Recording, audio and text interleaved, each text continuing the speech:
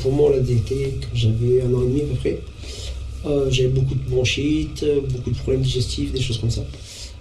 Dès l'âge de 4-5 ans, j'ai été suivi par un professeur sur Clermont-Ferrand du coup, qui m'a conseillé de faire du sport. Tout simplement parce que j'avais du mal à respirer, j'avais vraiment beaucoup de bronchites, donc des cures d'antibiotiques, des choses comme ça, en étant quand même très jeune. Donc d'où le fait que j'ai commencé à nager à peu près à l'âge de 4-5 ans. Ce qui m'a permis après de tenir et d'avoir un niveau respiratoire, on va dire, qui était plutôt correct jusqu'à l'âge, grosso modo, des 16-17 ans. Des choses, donc il fallait que je fasse du sport pour quand même pouvoir développer un peu mes poumons, pour pas que les mucus du coup, qu'on avait dans les poumons nous obstruent vraiment tous les bronches, des choses comme ça. Donc là, moi, le sport, c'était vraiment obligatoire, quoi. C'était pas un choix au départ, c'était vraiment quelque chose d'obligatoire.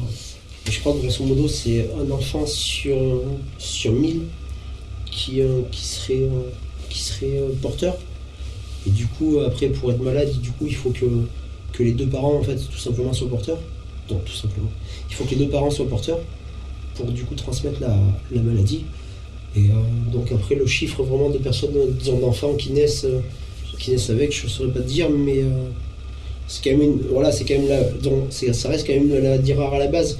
Après, c'est la plus courante des maladies rares, certes, mais ça reste quand même une maladie qui est pas très commune, et tant mieux d'ailleurs, parce que la muco est toujours présente, on sait qu'elle sera toujours présente dans l'immédiat, il n'y a pas de traitement qui permette vraiment de l'anéantir. Donc la greffe, ça permet d'avoir des poumons qui sont sains pour l'instant, qui sont en bon état, on va dire, et qui ne sont pas, eux, pour l'instant, atteints de mucoviscidose, sachant qu'à tout moment, ça peut commencer à se réinfecter.